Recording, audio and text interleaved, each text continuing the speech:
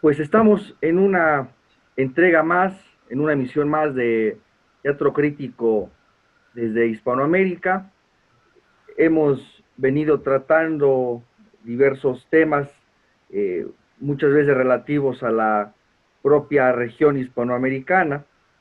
Y el día de hoy vamos a abordar un asunto, eh, digamos que en un primer momento desborda las fronteras estrictamente de Hispanoamérica, pero que tiene el tema una gran relevancia en el contexto internacional, que es una noticia que ha estado generando ruido en los medios de comunicación, en las columnas periodísticas, en las editoriales de opinión, y que sin duda alguna en la reorganización actual que están teniendo los imperios existentes y los estados con mayor o menor potencia involucrados, pues el tema toma una gran relevancia.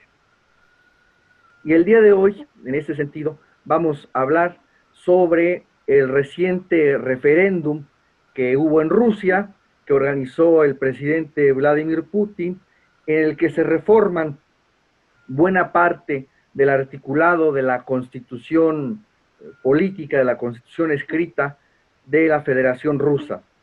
Eh, ha habido varios comentarios en torno, todos ligados generalmente a un aspecto común, que es el de la permanencia en el poder de Vladimir Putin en la jefatura del Estado.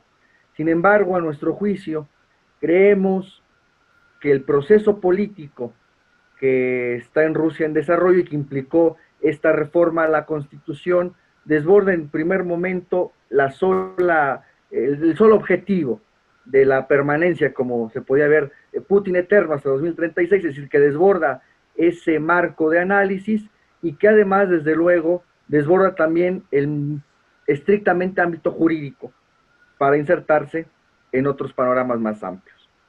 En ese sentido, hoy está con nosotros José Ramón Esquinas.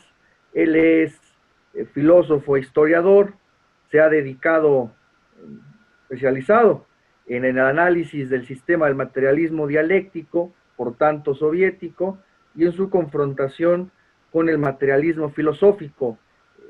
Su tesis, me parece, uno de sus libros es el análisis de la idea de materia en el materialismo dialéctico, en el Diamat, confrontando con la concepción que tiene el materialismo filosófico. El compañero Juan Esteban es amigo, él es comunicólogo, nos ha ayudado mucho en la editorial que en México estamos articulando para difundir las obras del profesor Bueno.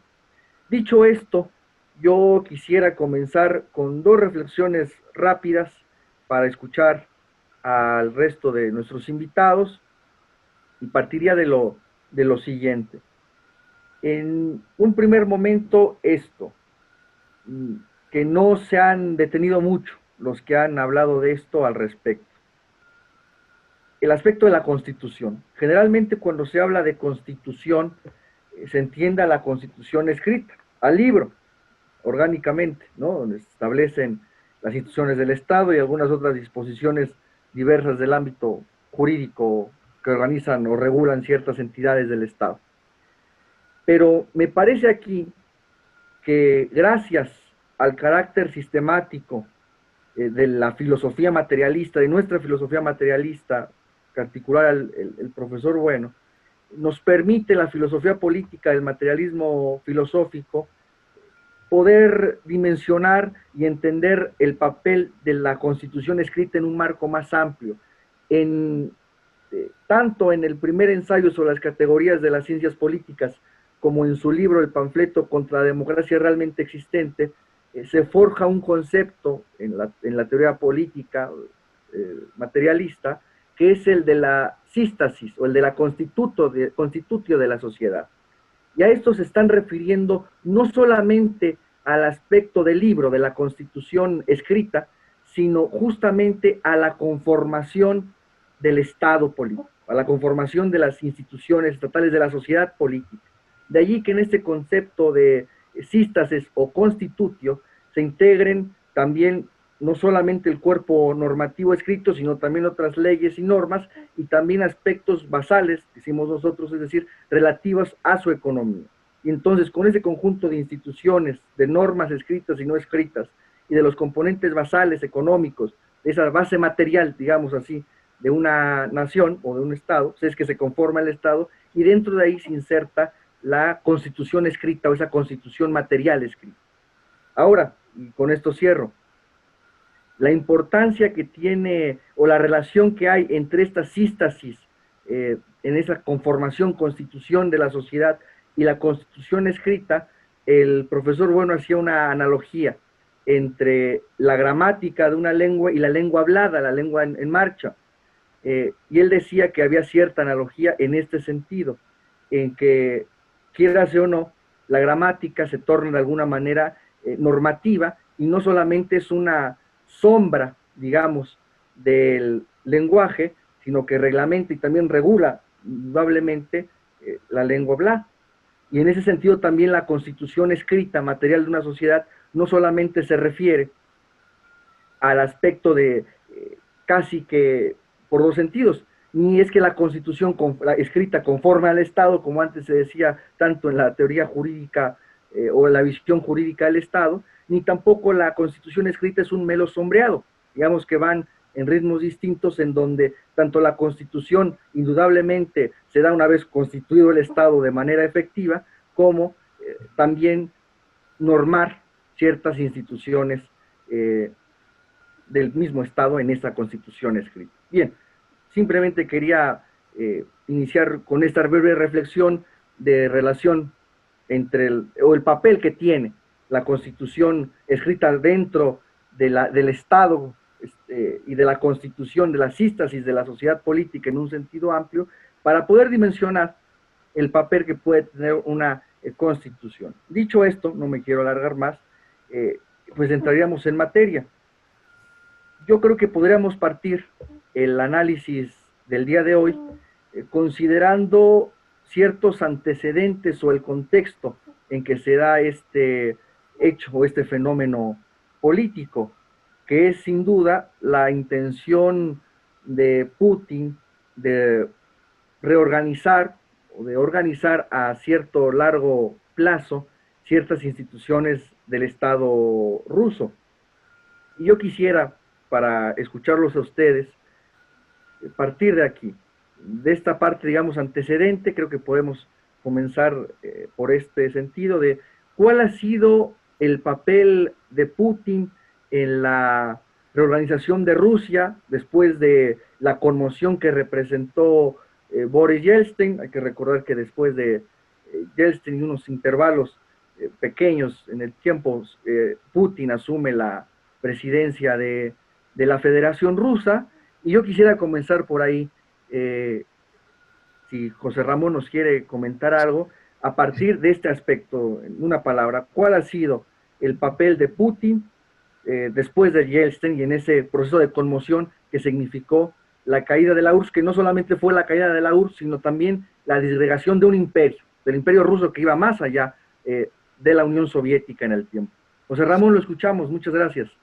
Claro, nos tenemos que remontar a la caída de la Unión Soviética y hay que tener en cuenta que esta constitución que se va a reformar, o se ha reformado ya, está en trámites de reforma, surge en el año 93 en el pleno epicentro de la caída del Imperio Soviético, de la Unión Soviética. Entonces, es una constitución con muchas carencias a la hora de establecer planes a largo plazo. Porque se habla mucho se critica a Putin de que es la renovación de mandatos. Aquí siempre que se critica la renovación de mandatos hay lo que Bueno llamaba un cierto fundamentalismo democrático, porque siempre se dice no se pueden perpetuar en el poder, tal, hay una serie de discursos. ¿Dónde está, por qué, cuál es la crítica que se le haría a esta idea de que los mandatos se tienen que limitar en el tiempo? Pues es que impiden planes a largo plazo, planes de futuro. Quiero decir, pero es que además lo que se critica que es que si uno está en el poder genera redes clientelares, genera eh, senquistas, dicen muchos fundamentalistas democráticos. Bueno, están mucho tiempo en el poder, crea redes de poder, crea clientes, pero es que esa red, digamos así, que crea el gobernante, es lo que le ayuda a contraponerse a lobbies, a otros grupos que se están enfrentando internamente a tu proyecto político. Entonces, Putin, con lo que está haciendo, es adaptar la Constitución a los nuevos planes y nuevos ortogramas, diríamos nosotros, que considera que debe tener Rusia.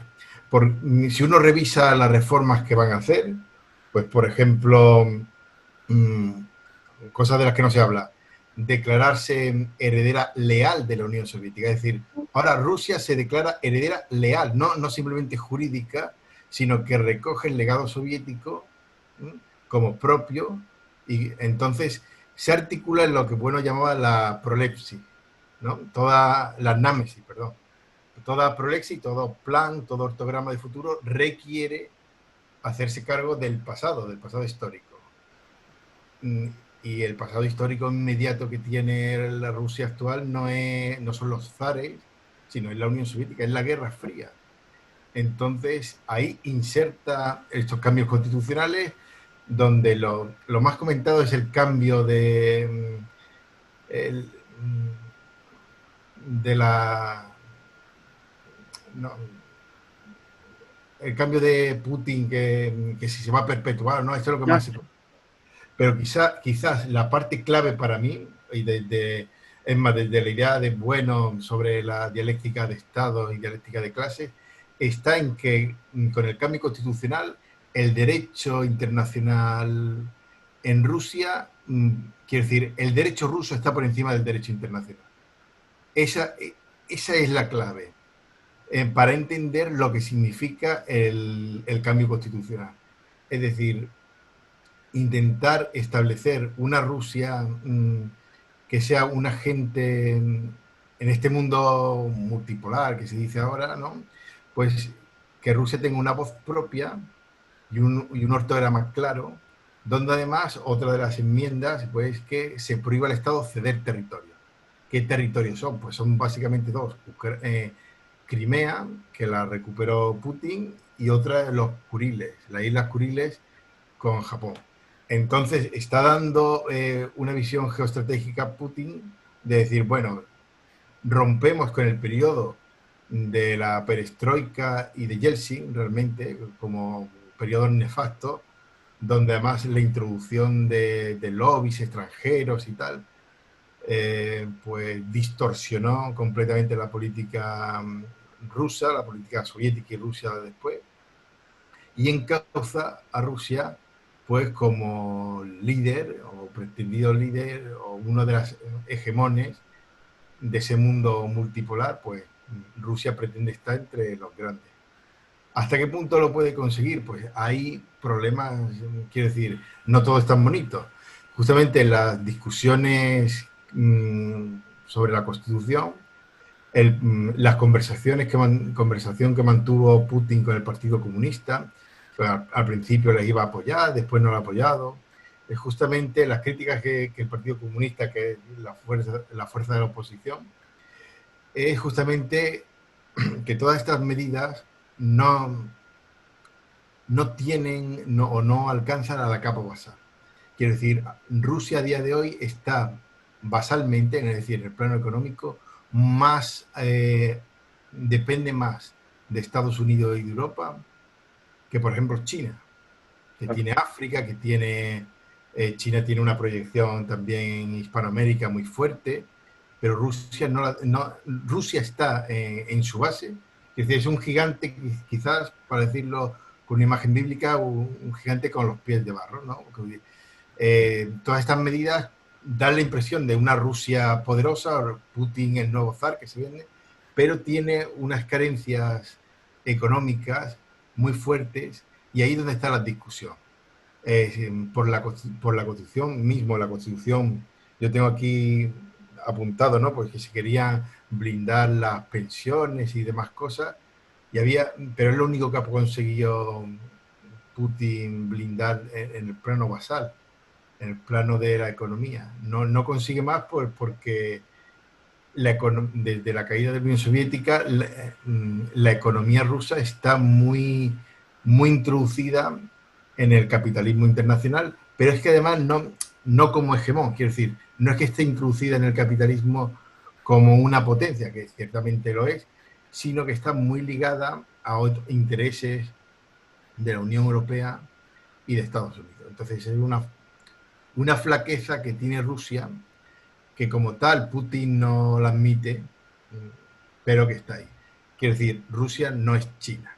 Concuerdo totalmente con lo que usted dice, José Ramón, es verdad, y usted tenía con una frase muy sintomática, Rusia no es China, y yo creo que es parte importante. Esteban, en esta parte breve de que estamos organizando el programa, sobre los antecedentes, sobre el papel de Putin respecto a la situación tan inestable que hubo tras la caída de la Unión Soviética, insisto, el referente más inmediato y la figura de más peso antes de Putin sin duda fue Boris Yeltsin. ¿Tú cómo estarías viendo esta situación, este papel de Putin en Rusia, su liderazgo frente a Yeltsin y los programas distintos que tanto la diferencia que hay con Yeltsin como la línea misma que mantiene Putin? ¿Tú cómo verías esto, Esteban? Claro, claro. A mí me interesa mucho en esta parte, con base en lo que ustedes han abordado, tú, Axel, y José Ramón, hablar de esta parte de la Constitución como parte del cuerpo de una sociedad política. Y esto es muy interesante porque se hace creer mucho a través de análisis históricos donde destaca un carácter idealista y metafísico de que la historia siempre progresa. Destaca mucho en este sentido de este análisis que se habla de que el hecho de incluir o no incluir ciertos derechos en las constituciones, en las normas, hablando de constitución escrita, claro, el hecho de introducir este tipo de derechos, incluso llamados derechos humanos, que no tienen nada de humanos, pero bueno, ese no es el punto aquí. El punto es justamente que se cree que con eso se progresa y se avanza. Y yo creo que Boris Yeltsin es la gran representación y la gran, por así decirlo, el gran análisis objetivo que podríamos hacer de que en realidad eso no ocurre. Eso es totalmente metafísico y lo que vemos justamente después de la caída de la Unión Soviética, con la llegada de Boris Yeltsin, fue una gran crisis. Una crisis que muchos historiadores, pues muchos revisionistas de la economía a veces tratan de matizar o de hacer ver menores. Se habla de, es que un cambio de una política central siempre trae esto, y vemos que no, vemos que incluso China pudo hacer un cambio, por así decirlo, con lo que ya mencionaba José Ramón, un cambio paulatino hacia estas instituciones.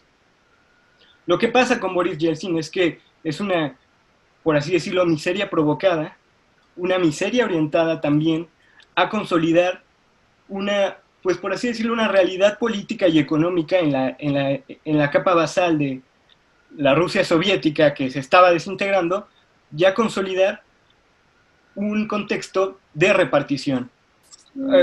Con esto de repartición me refiero a algo similar con lo que ocurrió con Alemania después de la Segunda Guerra Mundial, donde vemos a la Alianza del Atlántico prácticamente repartirse los territorios alemanes, las influencias y prácticamente haciendo toda una esfera intervencionista. Con esto, lo que quiero decir fundamentalmente es que no podemos ver a la historia como un hilo, como una línea que va hacia adelante o hacia atrás por ciertos derechos o por ciertas libertades, sino que lo que tenemos que ver a la historia es como una serie de planes y programas disputadas entre grupos. Con esto vamos a una frase muy importante, donde se dice que los vencedores escriben la historia. Y más allá de eso, más que escribir la historia como tal o de dar una perspectiva histórica como a veces se quiere manejar, más bien lo que ocurre es que los vencedores hacen la historia, y en este punto vemos cómo de alguna forma a través de Boris Yeltsin hay una introducción de toda la Alianza del Atlántico y una intención ya de crear miseria en Rusia y ya de destruir completamente el sistema, y es algo que no como tal se logra completamente en Rusia, pero lo vemos muy reflejado en los otros países de la Europa Central. Yo creo que Ucrania es un gran ejemplo de esto, y el punto de la llegada de Putin después de Yeltsin justamente es este lado para guiar más allá de esta gran línea democrática propagandista que se manejaba en ese tiempo, como ya decía José Ramón, un fundamentalismo democrático donde se decía la Unión Soviética tiene que ser democrática para progresar. Lo que vemos justo después de Yeltsin es otra realidad que de alguna forma deslegitima eso completamente. ¿Y qué es lo que provoca?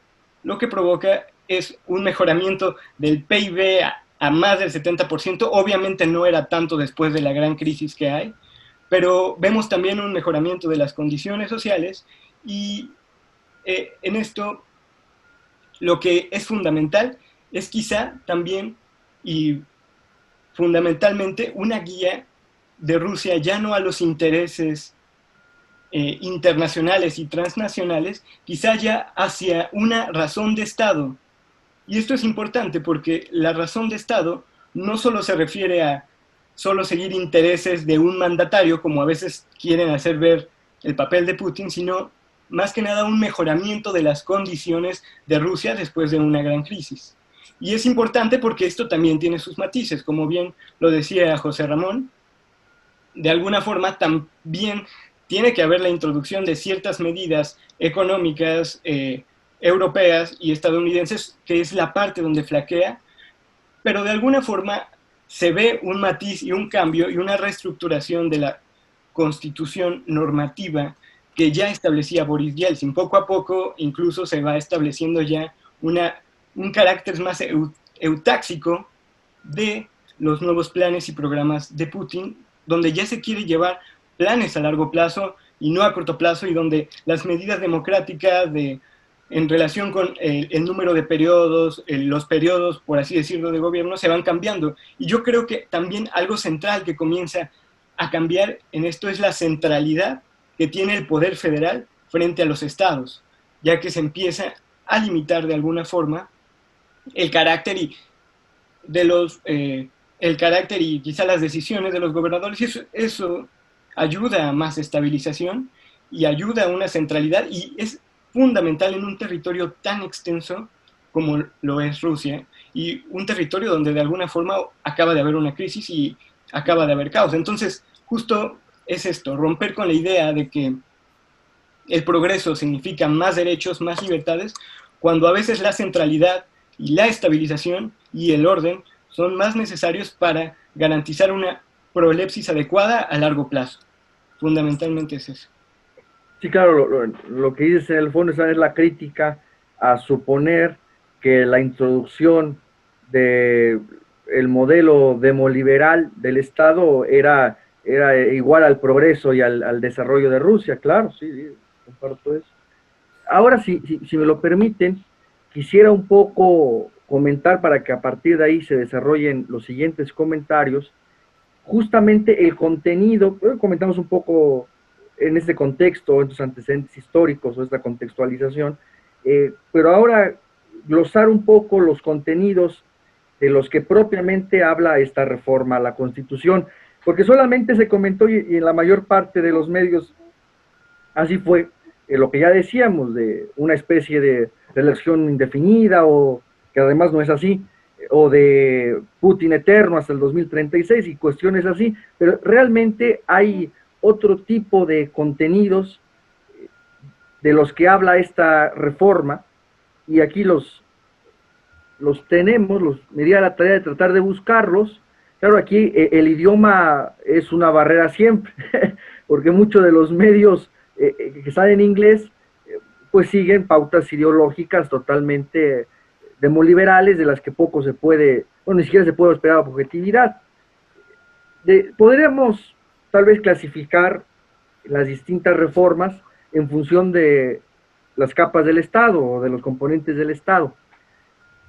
Vamos a comentarlas brevemente para que nuestro auditorio más o menos vea cómo está la situación.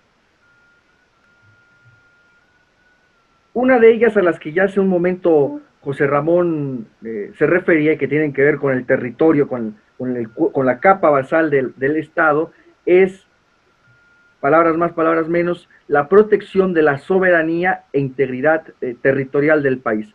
Como dijo José Ramón, se refiere a las recientes anexiones y también como postulado, como principio político de que hay que mantener la unidad nacional de Rusia, porque sabemos que en el contexto, tanto después de en la disolución de la Unión Soviética, como de la balcanización de Yugoslavia, de todo el entorno cercano o postsoviético, cercano a Rusia o postsoviético, pues la desmembración territorial y que te partan el Estado en 3 o 4 partes es un riesgo real.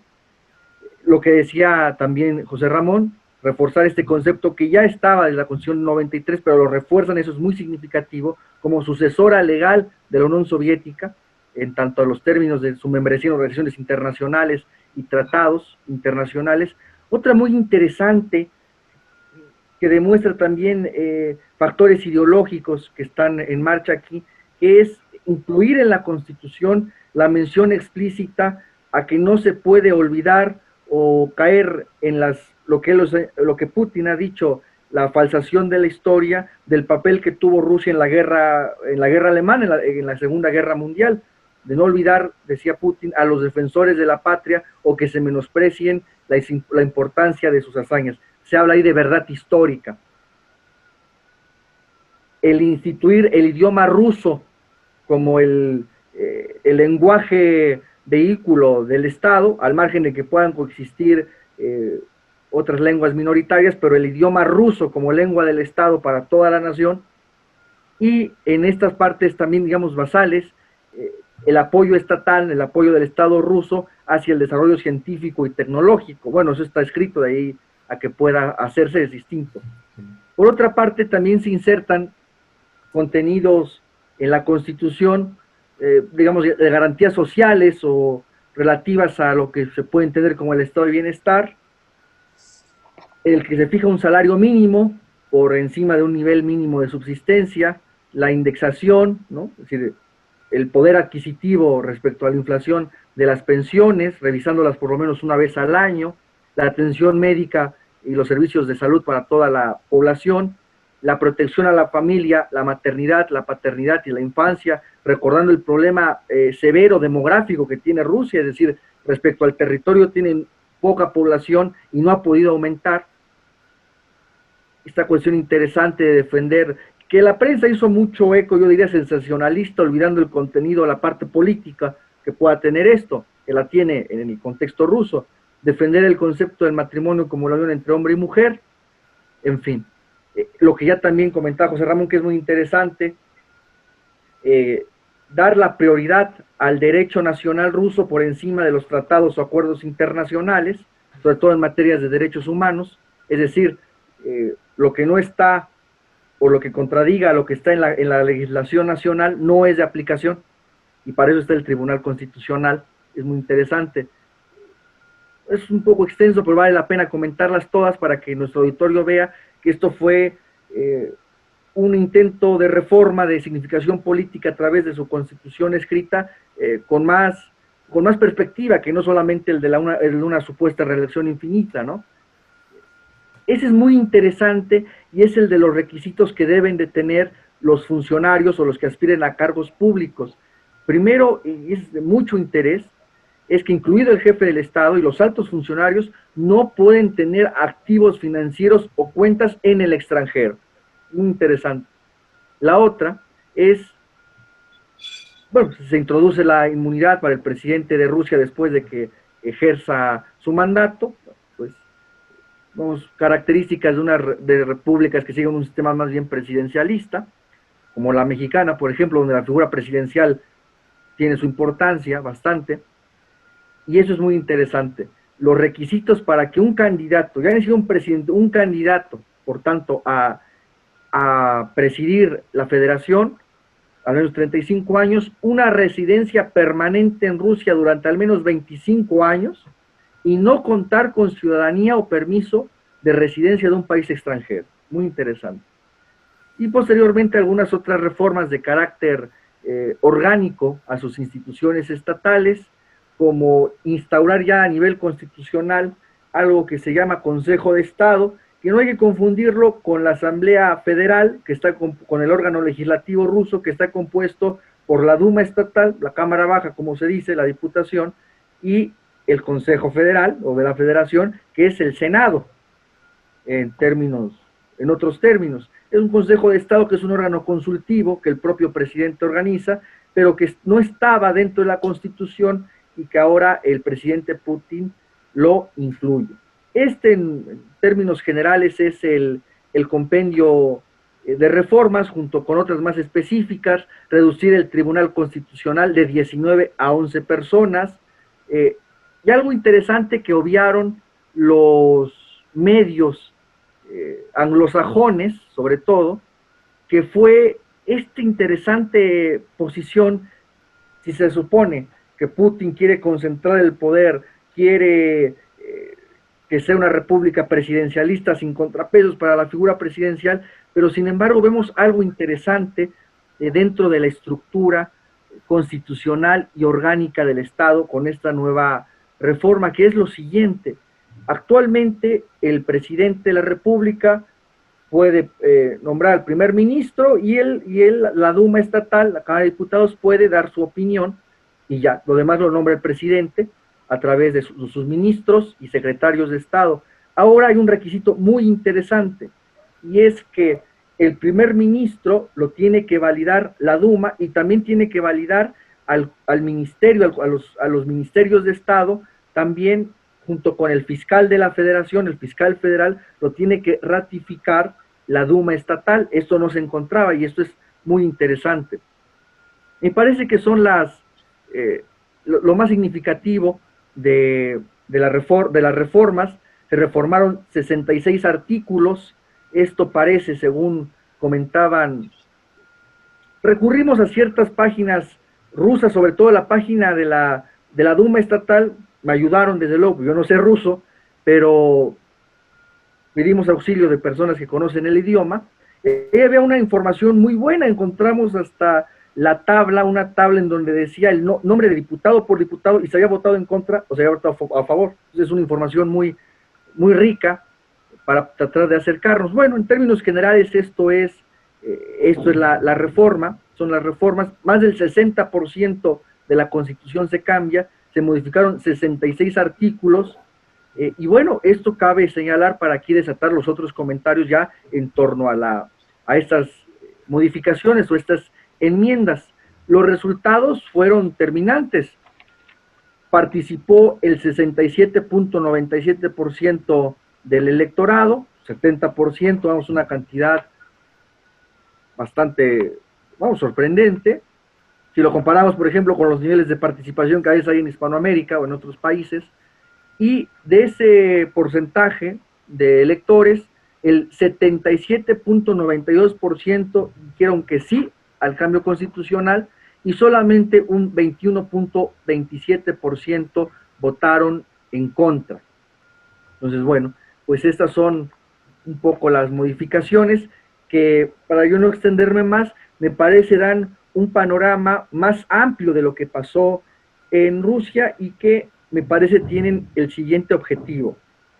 Es decir, volviendo al apartado anterior y para avanzar, cuando se disuelve la Unión Soviética, además de caer el sistema socialista, también se desbarata el imperio ruso en ese sentido. Es decir, más allá del sistema socialista, el imperio ruso, que habían conformado los zares en el claro, mucho antes de la Revolución Rusa, y que incluía a Ucrania, que incluía la parte del Asia Central, a Uzbekistán, a Tayikistán, en fin, y que luego Stalin fue el que articuló esa división nacional. Stalin estaba muy preocupado porque desde dentro de la Unión Soviética no estallara o no hubiera problemas de autonomismo o de separatismo, que quería mantener la unidad.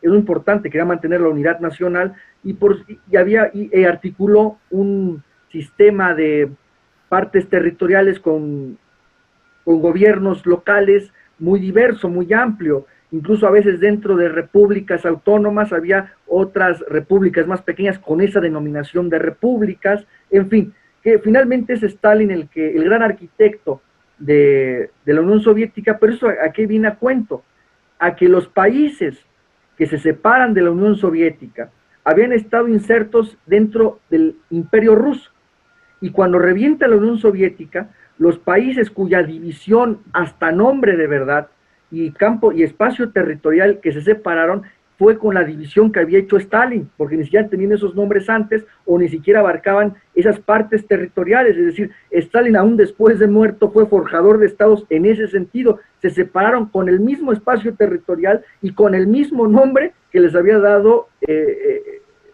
Stalin. Entonces, eso es muy importante. Y de ahí se deshace el imperio ruso, y Ucrania, que siempre había estado, por ejemplo, inserta en el imperio ruso y luego en la Unión Soviética, pues se la extraen con la secesión y el separatismo, y desaparece también en ese sentido el imperio ruso. Y queda claro Rusia con su territorio, que ya de por sí es enorme, que eso es interesante, ya de por sí es enorme. Bueno, y en este contexto, para escucharlos a ustedes, me parece que cuando llega Yeltsin al poder, pues es una política de choque, una política de conmoción, porque es totalmente desbaratar y desmontar todas las instituciones soviéticas, liberalizar y privatizar la economía de un día a otro. Y es curioso porque, bueno, venía la democracia, venía el liberalismo, venía el sistema demoliberal, pero teníamos a Yeltsin bombardeando con los tanques al parlamento ruso. Vamos, se vieron estas cosas tremendas, de una gran distancia, es decir, de un gran peligro de que Rusia, ya deshecho el imperio soviético, se balcanizara incluso o perdiera aún más su influencia en el contexto internacional. Bueno, decían que Rusia era un muerto, en el fondo, en los años 90. Yo creo que Putin toma esa perspectiva, es decir, la de conservar, la de tratar de perfilar y de mantener en el tiempo un sistema político estable, un programa autáxico, es decir, que tienda a la conservación del Estado. Incluso a esto, yo con esto cierro mi comentario con esto, es interesante que aunque se fortalece la figura presidencial, hace una distribución de poderes muy interesante. El hecho de que el primer ministro y los ministros de Estado los tenga que aprobar la Duma estatal, el elevar a rango constitucional como órgano consultivo, aunque falta la ley orgánica o la ley secundaria del Consejo de Estado, pero a mí me parece que él está tomando muy en cuenta la situación de las repúblicas postsoviéticas, en donde se eternizaba un hombre nada más, y pensamos en Asia Central, y además en los peligros y las influencias que tienen desde el exterior o en la OTAN. Yo creo que el ejemplo claro es Ucrania, en donde hay una influencia total de Estados Unidos en quién es el candidato, en quién financia campañas, en que si está al servicio de aquel lobby, está al servicio de aquel empresario o de ciertos lobbies financieros. Y yo creo que Putin está pensando en esto. Yo me detengo aquí y los escucho, José Ramón, con este contexto que hemos dado y estas medidas que en el fondo son las reformas en su conjunto. ¿Qué opinión le merece, José Ramón? ¿Cómo ve todo esto? Sí, bueno, pues lo que quería destacar es justamente contraponer todas estas cambios jurídicos que ha habido en Rusia con los cambios que ha habido en China, ¿no?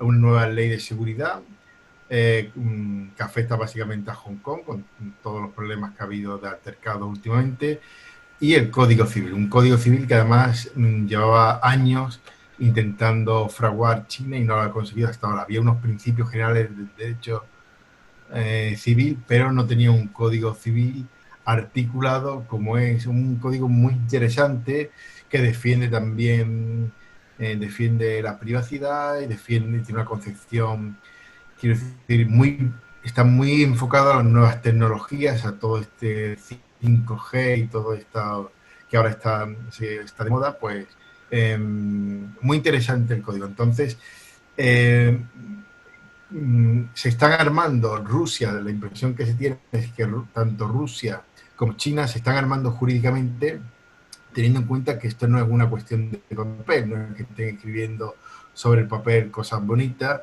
sino están teniendo respondiendo al cambio en la sistasis, en la configuración que es interna tridimensional que estos estados tienen. ¿Y contra quién lo hacen? Pues contra Estados Unidos, porque Estados Unidos ahora está en crisis entre el coronavirus, todos los problemas raciales, altercados que hay. Entonces, Estados Unidos ya no es que esté en crisis, que esto puede ser pasajero, quiero decir, no sabemos, no tenemos una varita mágica ni una bola, ni no sabemos cómo va a salir Estados Unidos de esta crisis, que ha tenido otras a lo largo del tiempo, sino que Estados Unidos tiene un problema constitucional importante y es la incapacidad como Estado de tener un plan a largo plazo, a 15 años o 50 como tiene China.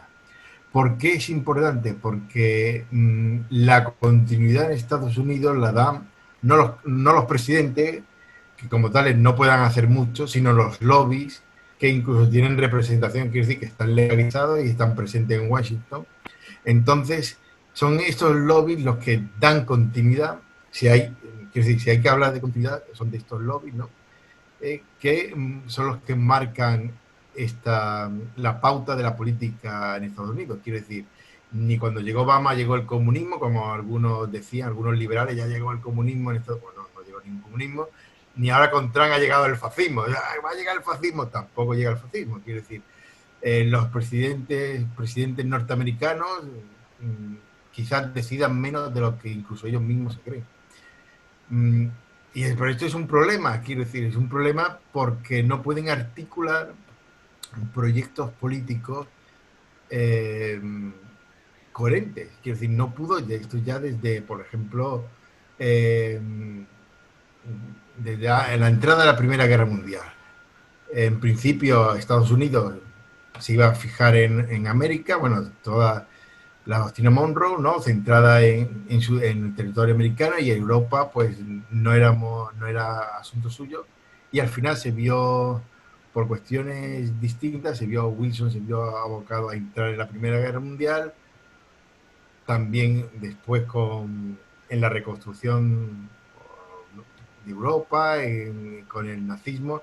Quiero decir, Estados Unidos ha ido a remorque de lo que ocurría, aunque ha intervenido contundentemente, pero no ha tenido quizás el plan Marshall, lo más parecido, no ha tenido proyectos políticos a largo plazo.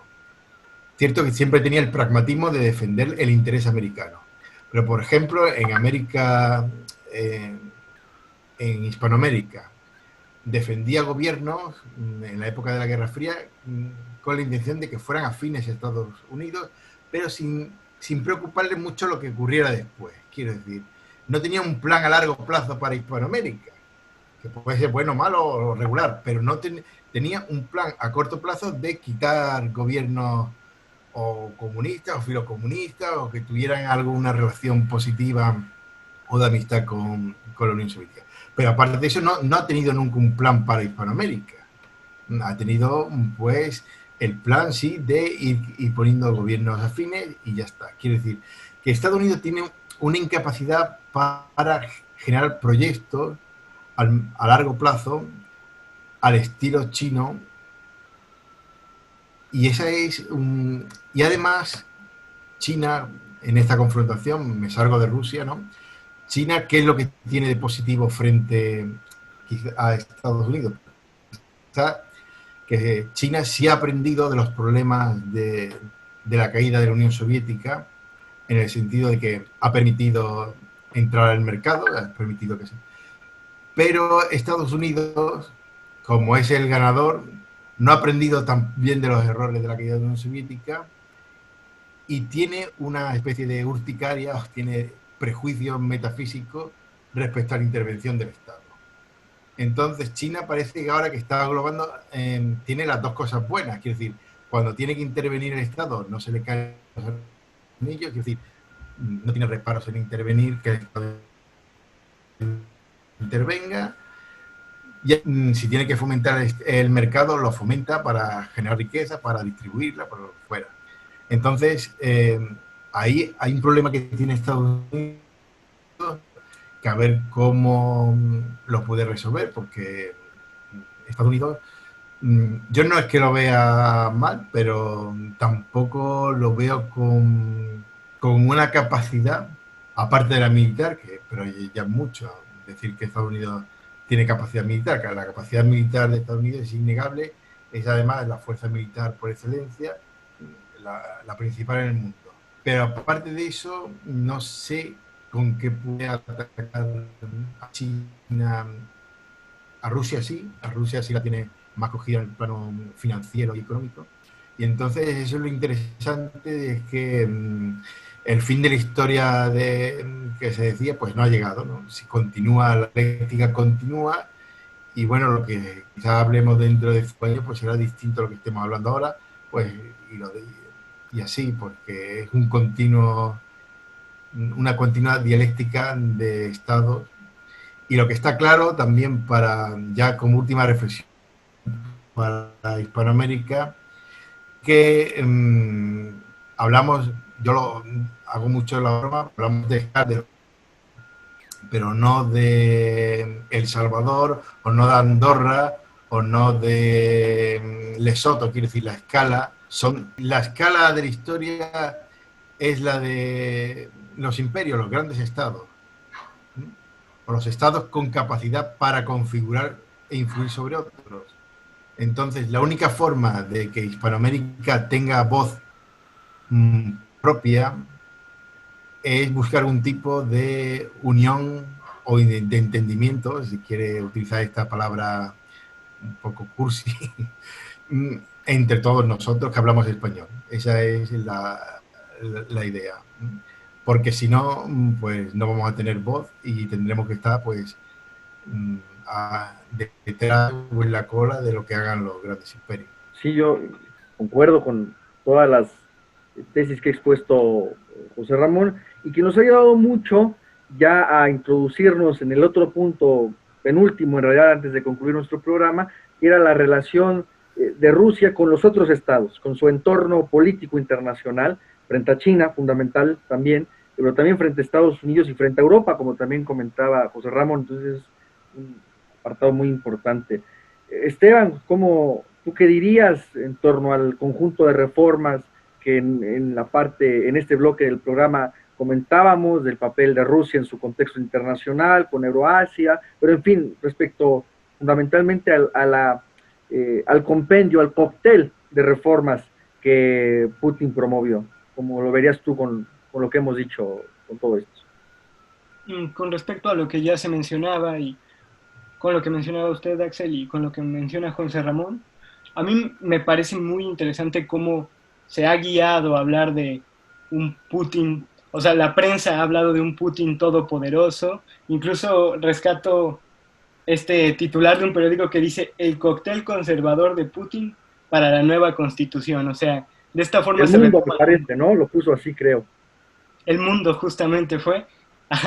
Entonces, es justo hablar de como si esta reforma constituyera lo que ya mencionaba yo, un regreso, algo conservador. Y me llama mucho la atención cómo la prensa internacional se ha escandalizado por la idea, por meter a Dios dentro de la Constitución, siendo que realmente incluso en la parte donde se introduce a Dios, no es quizá una parte abiertamente política, incluso podríamos decir que hasta es como un adorno discursivo, y la parte más importante, de hecho, de esa parte donde mete a Dios, es cuando habla de unidad, y es algo que ni siquiera se ha retomado, y yo creo que es fundamental. Incluso aquí se los voy a leer, es la traducción que hace el mundo, pero me parece pertinente.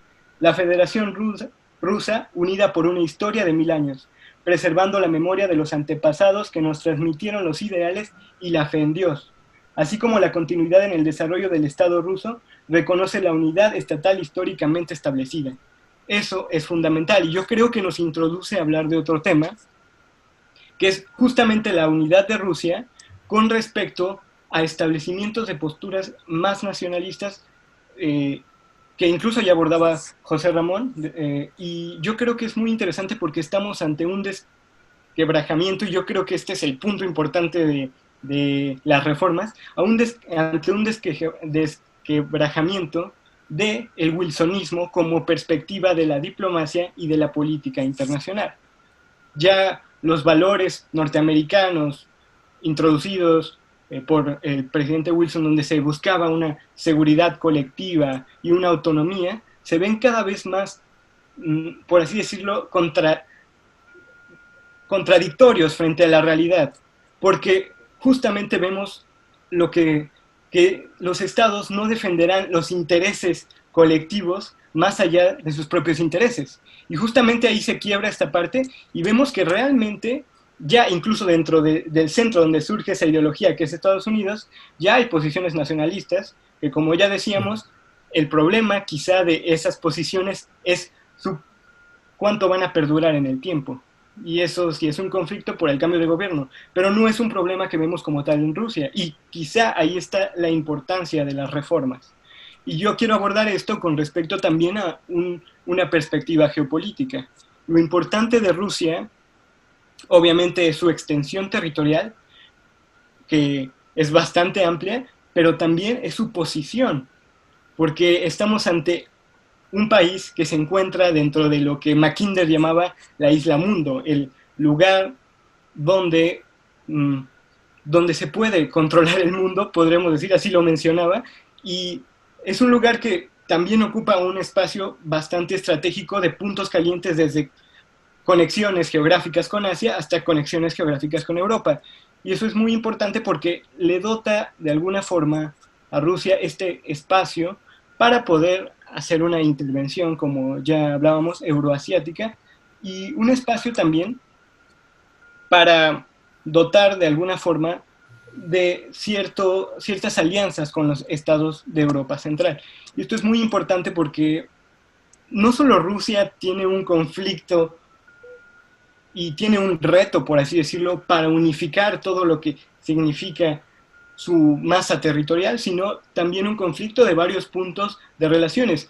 Pero de alguna forma ha habido un mantenimiento de esas fronteras a lo largo del tiempo, claro, con ciertos cambios, con ciertos movimientos, pero hay que recordar que el establecimiento de las fronteras es la máxima expresión de potencialidad de un Estado. Entonces, es muy importante porque hasta donde Rusia pueda mantener sus fronteras, y no solo mantenerlas, sino tratar de influir en otros territorios y tratar de extenderse, y yo creo que de ahí destaca mucho la parte de Crimea en estas reformas, es muy importante porque de aquí podemos decir que se está estableciendo realmente como una potencia.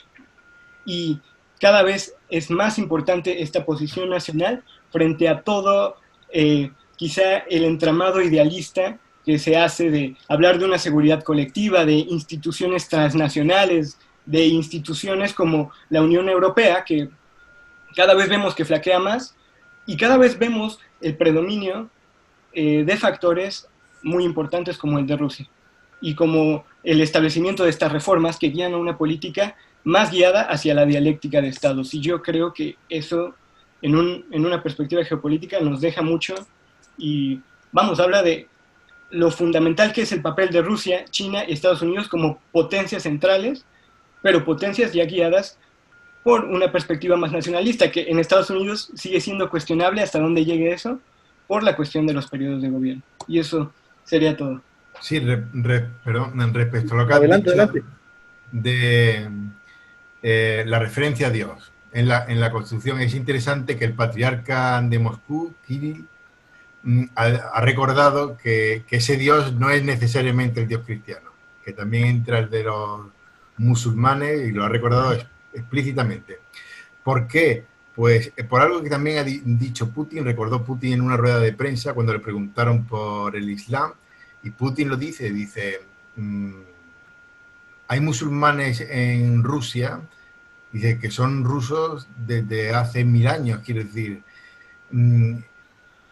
el Islam en Rusia no es algo que venga de fuera, no es como en Francia, por ejemplo, o en España, que tras la expulsión han vuelto. No, en Rusia está allí. Entonces, el Islam que está en el territorio interno dentro de Rusia, digamos que está controlado, y lo que Putin busca es justamente aislarlo de estas fuerzas, el wahabismo y otras influencias de Arabia Saudí, que tienen conexiones con Estados Unidos también, toda esta dialéctica mm, y cerrar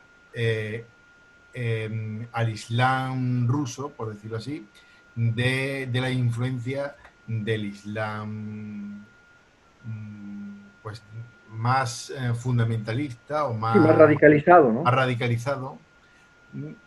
Y es decir, que ese Dios que está en la Constitución no es ni siquiera un Dios, no es como la discusión en la Constitución que no salió en Europa, ¿no? Sobre si tenía que tener una referencia al cristianismo como cultura.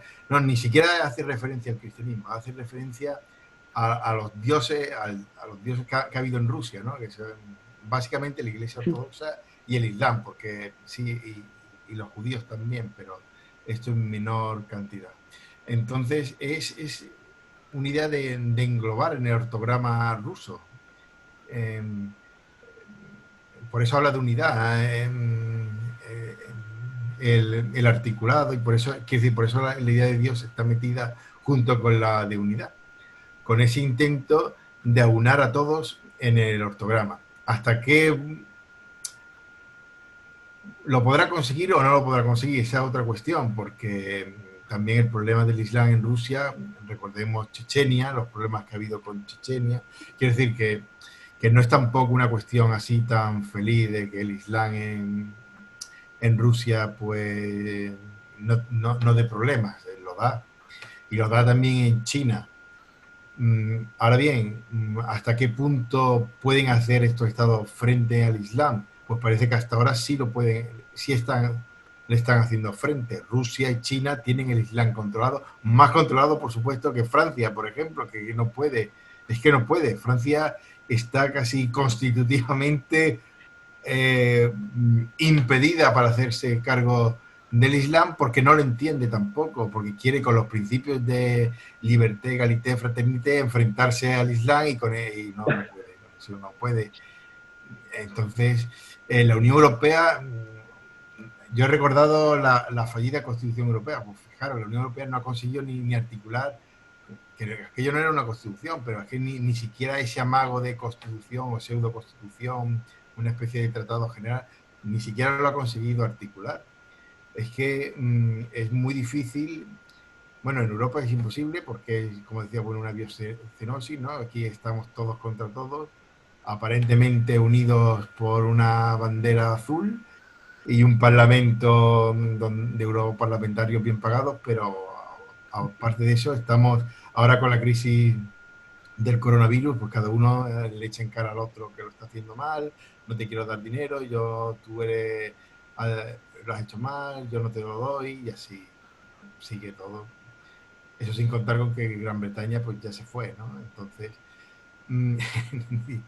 el, la geopolítica, tal y como está, se está configurando, parece, no es que China y Rusia sea el futuro pues, porque tengamos una bola mágica, sino porque vemos que las crisis a las que está enfrentando tanto Europa como Estados Unidos tienen difícil solución dentro del propio ortograma. Otra cosa es, como ha comentado Esteban, que surja componentes nacionalistas en Estados Unidos, y eso ya es otra cuestión, ¿no? Que siempre puede ocurrir, o incluso en Europa, ¿no? No sabemos los cambios políticos que pueda haber en Europa, pero es cierto que ahora mismo, para enfrentarse a los problemas que la dialéctica de Estados tiene, tanto Europa como Estados Unidos tienen problemas.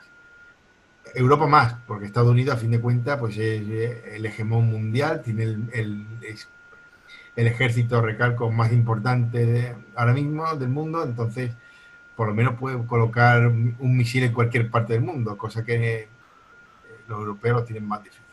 Entonces, esta crisis de Europa, pues debe ser aprovechada o debiera ser aprovechada por Hispanoamérica. Debiera serlo. Aprovechando que el enemigo del norte está debilitado y que los europeos pues estamos también débiles, pues Hispanoamérica debiera ser el futuro. Otra cosa es que lo sea. Muy bien, pues concuerdo totalmente con lo que ustedes han comentado, parece riquísimo en realidad, de suerte que podemos ir cerrando el programa y yo haría esos comentarios para concluir nuestro programa, que me parece hemos abordado, aunque sea abuela pájaro, pero dado un panorama general de lo que significa esto y que hemos tratado de introducir una perspectiva de análisis diferente a la que está en todos lados en la televisión, en la prensa escrita, etcétera, o en los medios electrónicos, de un reduccionismo y desde una perspectiva de un fundamentalismo democrático, de una apología al demoliberalismo y decadente, como si fuera lo último, el último grito. Bien, yo quiero hacer hincapié en estos aspectos, en ciertos acontecimientos y gestos políticos, ciertos fenómenos políticos que Putin tuvo antes del referéndum, o más bien durante el desarrollo del referéndum, antes de que se finalizara el día viernes de la semana pasada, y la reacción inmediatamente después que tuvo el presidente Putin, después de conocer el resultado. Y hay que recordar que por la cuestión del coronavirus se recorrió de fecha el referéndum y que algo muy interesante, anómalo hasta donde yo no sé si hay otro caso, seguro lo habrá, pero lo desconozco, en donde durante una semana se pudo ir a votar, durante una semana en su conjunto. Un día antes de que fuera el viernes final en donde se iba a contabilizar y hacer el escrutinio general de la votación, Vladimir Putin, a forma sin duda de un gesto político, también de mover sensibilidades, fibras en el nacionalismo del pueblo ruso, inauguró un monumento a una de las batallas de la Segunda Guerra Mundial, donde el Ejército Rojo dio una resistencia feroz al ejército nazifascista. Incluso el hecho de que no haya suspendido la parada militar por motivo de la victoria sobre la Alemania nazi, y que lo haya recorrido y haya hecho el acto de militar, de esta parada militar tan significativa internacionalmente e internamente para Rusia, también como un muestro de proselitismo, de que la gente relacionara los acontecimientos y los hechos políticos. Eso es muy interesante. Antes del referéndum, decía yo, inaugura un monumento, están ahí los veteranos del Ejército Rojo, y dice esto, ¿no? La tesis de Putin en los términos los que puede echar mano de la verdad histórica, del papel fundamental que tuvo la Unión Soviética y del costo humano, ¿no?, material que tuvo la URSS y el pueblo ruso en sangre, en muertos, por defender al Estado ruso, a la patria de ellos.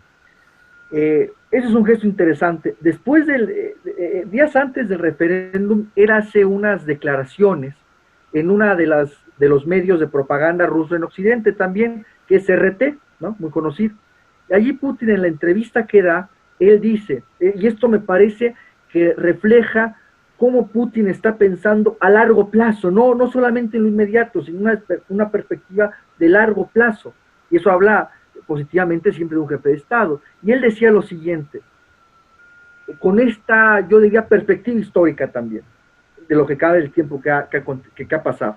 Él dice, de la caída de la URSS al día de hoy, dice Putin, ha pasado muy poco tiempo. Eso es muy importante. Y dice, necesitamos consolidarnos y fortalecernos institucionalmente. Necesitamos fortalecer nuestro sistema político, necesitamos fortalecer la situación de vida del pueblo ruso, que dice aún sigue siendo dura, y tercero, necesitamos fortalecer nuestra economía. Dice eso Putin.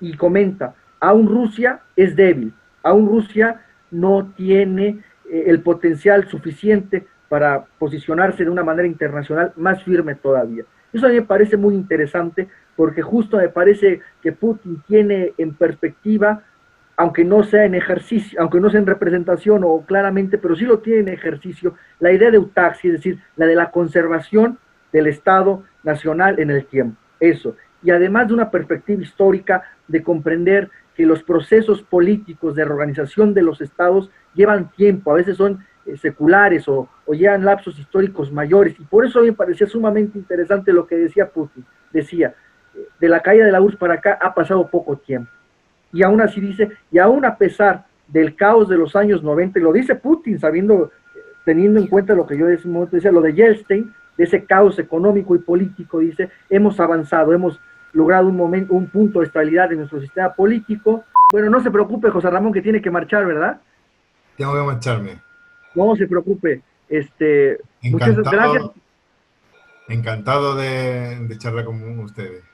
No, igual íbamos a culminar, pero qué bueno que usted se extendió en esa parte para que esté bien, así no se preocupe.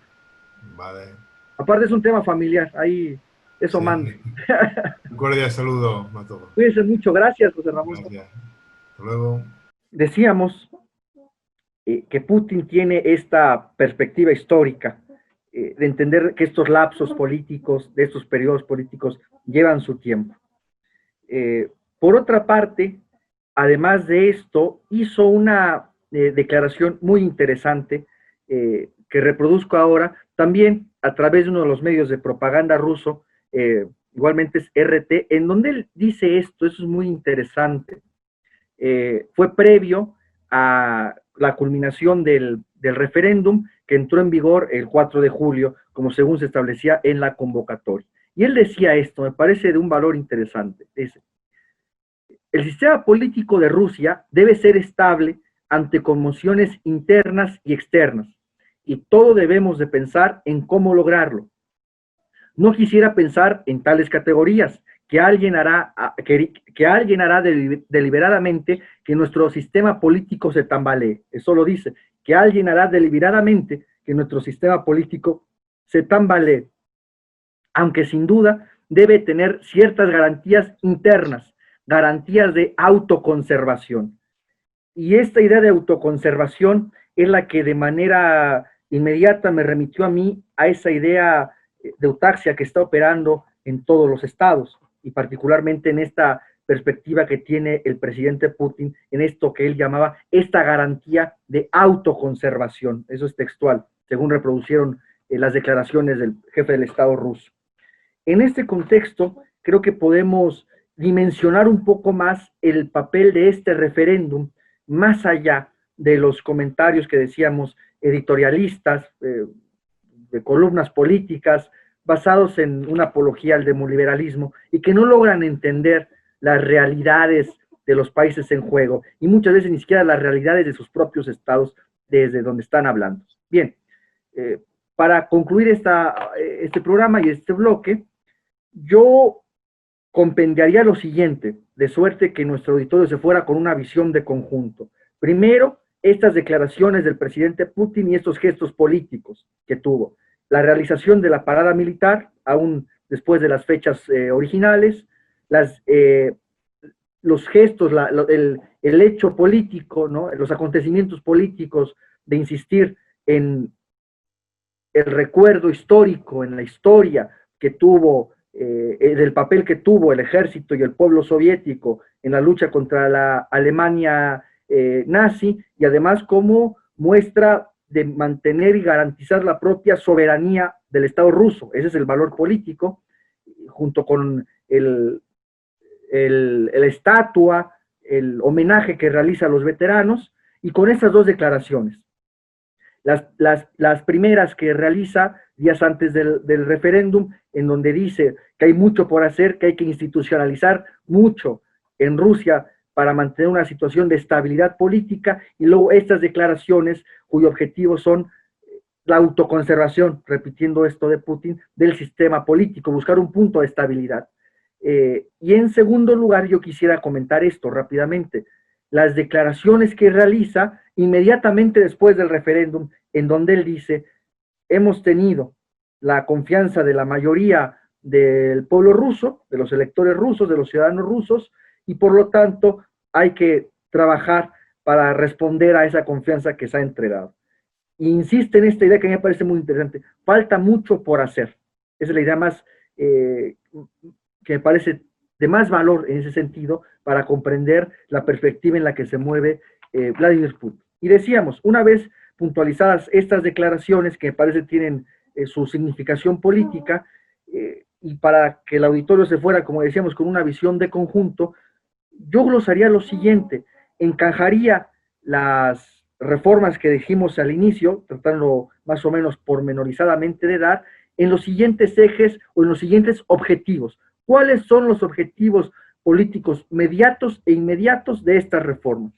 En primer lugar, yo diría que es uno, conjurar el separatismo de alguna región rusa y garantizar su integridad territorial, en primer lugar. Segundo lugar, que ya lo decía expresamente el presidente Putin, el equilibrio de poderes y una presidencia fuerte. Pero también, aquí acoto, considerando y teniendo enfrente tanto la situación postsoviética como también teniendo frente a China, que lo decía José Ramón también. Es decir, la situación política de las repúblicas postsoviéticas, tanto de Asia Central como de la zona ya más cercana a Europa Oriental, fueron en los años 90 de gran caos político, de gran conmoción política, o en Ucrania, donde decíamos, fuerzas transnacionales tienen una gran importancia en sus decisiones políticas, y son estados en donde su capa cortical determina mucho de los aspectos de su política interior, y es justo lo que Putin no quiere, pero a la vez quiere un equilibrio de poderes, un sistema político donde el presidente sea fuerte, pero no se pueda convertir en un líder parecido a los que hoy hay en Asia Central, sino de mantenimiento de un orden político, pero sin exagerar o pronunciar de más las funciones que pueda tener el presidente, teniendo la experiencia presente de lo que ha pasado en las repúblicas postsoviéticas. Eso es muy importante. Segundo, un aspecto de, llamémoslo así, de interés nacional, o de salvaguardar el interés nacional.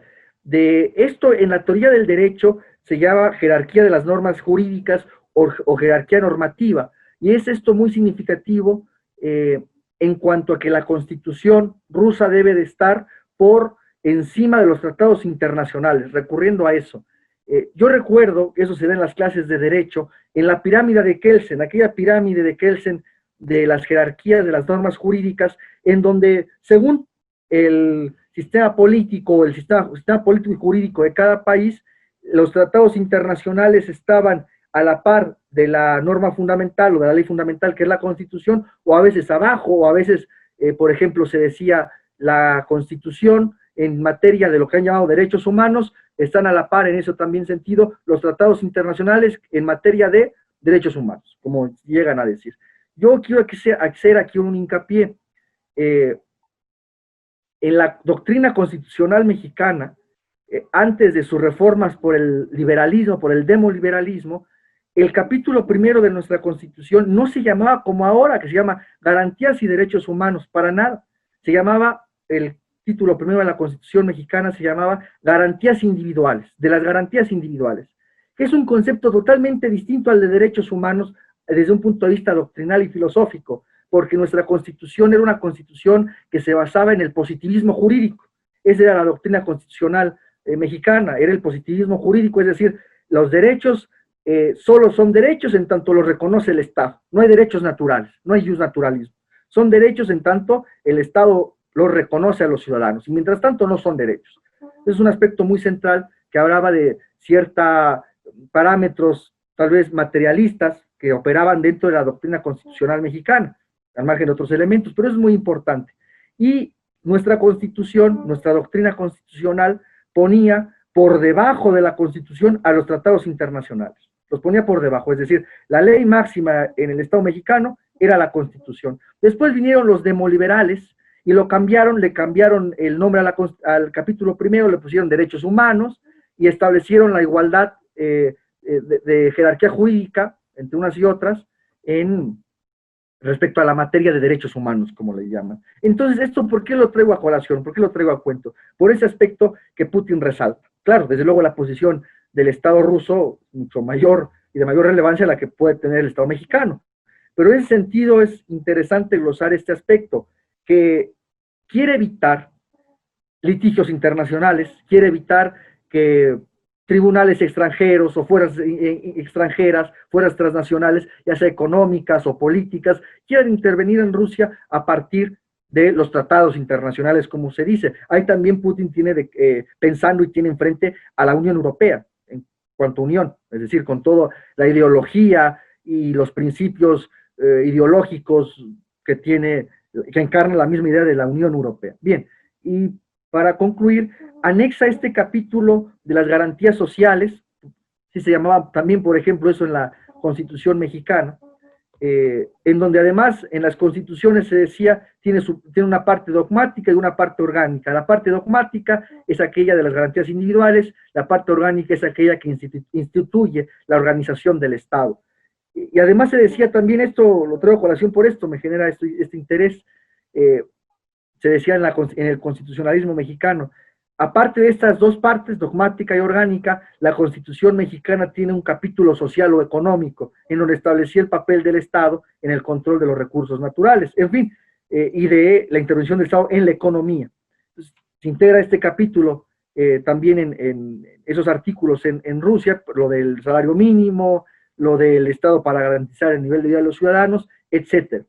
De suerte que yo agregaría, son estos los objetivos políticos a corto y largo plazo que está pensando Putin, y que sobre todo me parece está un concepto o una idea flotando en esa perspectiva que tiene el presidente Putin, que es el de la estabilidad y el de mantener una eutaxia, mantener la eutaxia, como él mismo lo decía, la autoconservación, diríamos, dice él, yo diría la conservación del Estado ruso. Y esto para que Esteban, yo no extenderme yo de más, y Esteban nos comenta algo y cerrar nuestro programa, yo pensaría que en general este es el objetivo de esta reforma y que no se va a hacer realidad solamente porque esté en la Constitución, pero el hecho de que esté en la Constitución ya es un gesto político, ya tiene su importancia política, no únicamente jurídica. Pero bueno, yo dejaría hasta aquí esta parte. Y tú, ¿cómo verías esto, Esteban, para concluir? ¿Cómo ves a Rusia frente a los demás estados? ¿Cuál crees que sea el objetivo inmediato de estas reformas? ¿Cómo verías tú? Como usted bien lo ha abordado, Axel, yo creería que justamente el gran objetivo es esa conservación del Estado ruso.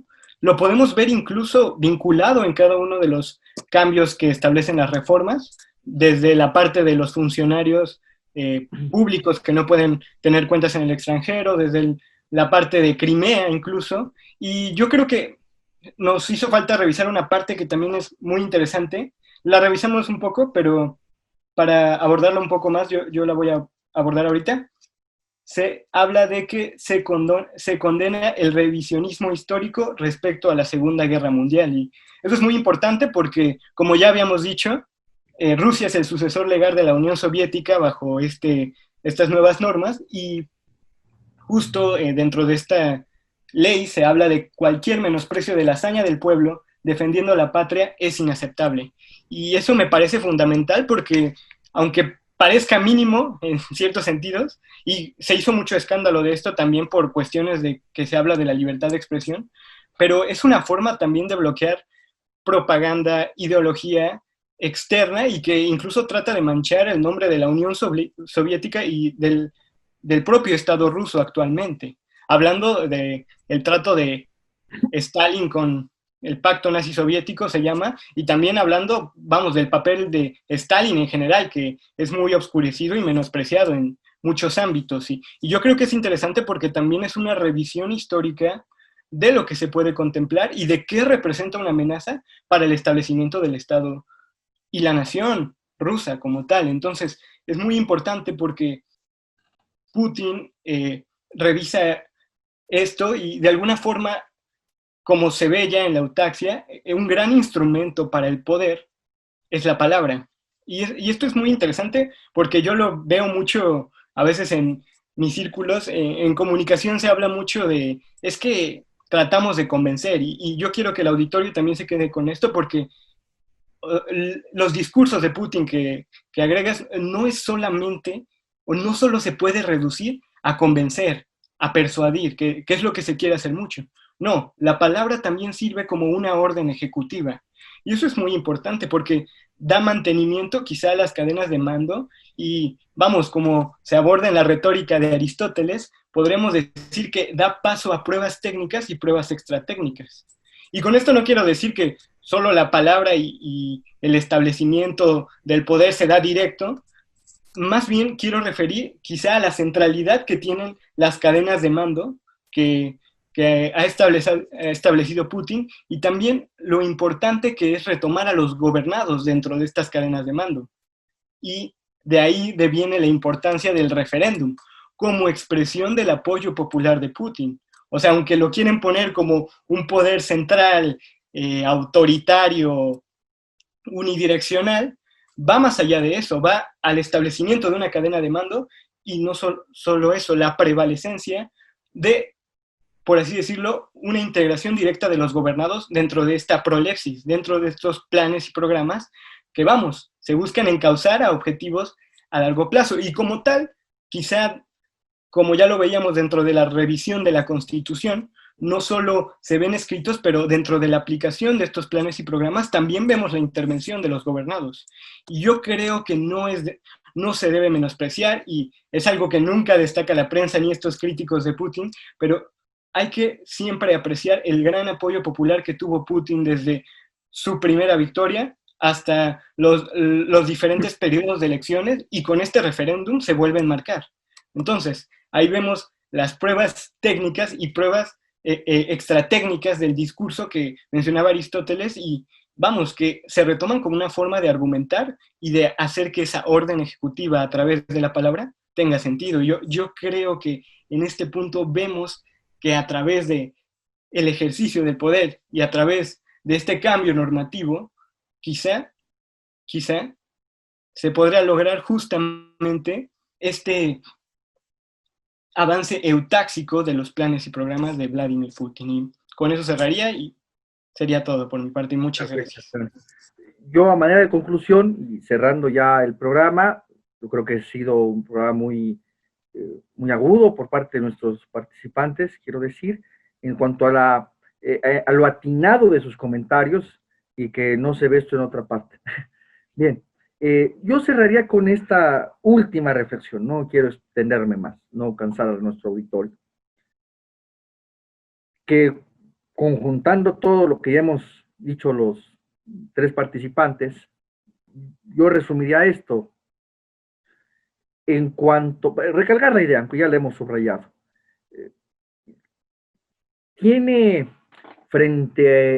Rusia está encajonada por ciertos problemas y por ciertos estados.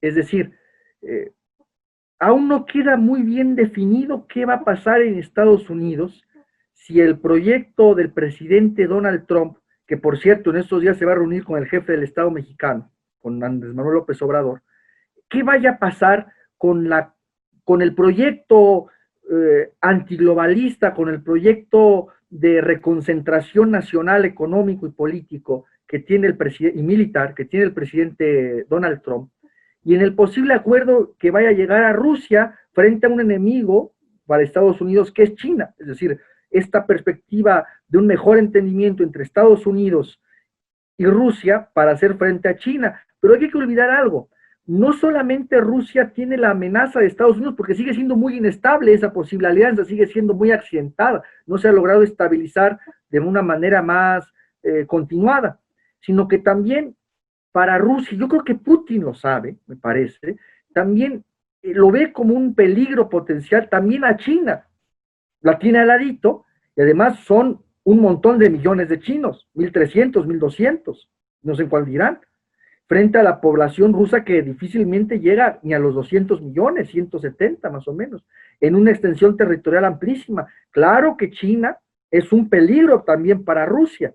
Entonces yo creo que Putin está evaluando los problemas que puede haber frente a la Unión Europea, frente a Estados Unidos, pero también frente a China, que la alianza Rusia-China, que mucho se dice, no está tan clara tampoco, porque también desde la perspectiva del interés nacional ruso, también los chinos son un problema, una frontera enorme. Ya hubo un conflicto entre la Unión Soviética y China casi armado en el conflicto chino-soviético, justamente. Entonces, son problemas palpables que están allí.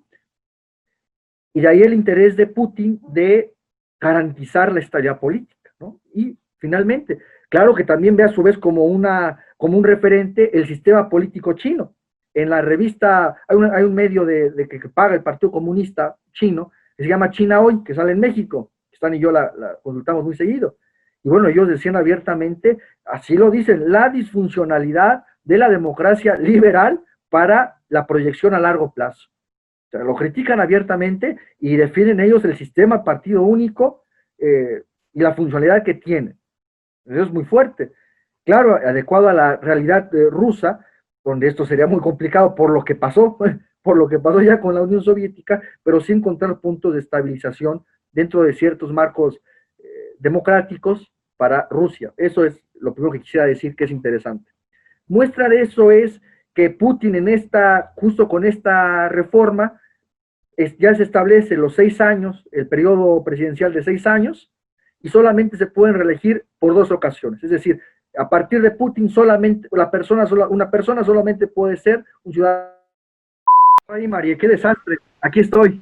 Nada, deja cierro entonces, ya está. Y cerrar con esta relación que pueda haber entre la sístasis, entre la constitución, la sociedad política, entre la sociedad política y su constitución escrita, que no porque esté en la constitución quiera decir ya que se va a hacer así, sino la significación política que tiene de cara al valor que le dan a la Constitución. Es decir, el hecho político de que esté allí ya se vuelve un principio político también interesante.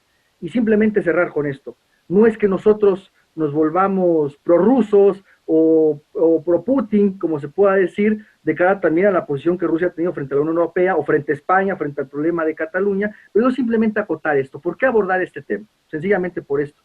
Porque es una muestra de cómo las sociedades políticas van más allá del fundamentalismo democrático y que esto es un ejemplo de cómo un jefe de Estado o unas fuerzas políticas en Rusia intentan garantizar un sistema político que garantice la integridad territorial, la estabilidad política y la autarquía del Estado. Creo que eso es el valor, no porque seamos prorrusos o pro-Putin, sino el valor es ver cómo en el ejercicio de la política hay otras perspectivas que tiendan a salvaguardar el interés nacional. Eso es todo. Muchas gracias a nuestros participantes. Esto fue Teatro Crítico en Hispanoamérica. Un abrazo. Hasta luego. Si ven ustedes bien, empezamos. ¿Qué les parece? Perfecto. De acuerdo. Ya, ¿verdad? Es que han de saber, desde que tuvo el sismo acá en la ciudad, me falló mucho el internet, entonces de pronto se me va una disculpa, ¿eh? Sí, yo creo que se le fue el internet seguramente a José Ramón. Es la Unión Europea que no quiere que hablemos de Rusia, Esteban. Ya nos bloquearon. Decía Marique, qué programa tan accidentado, Dios mío. Bueno, pues acabo esto ya antes de que pase otra cosa.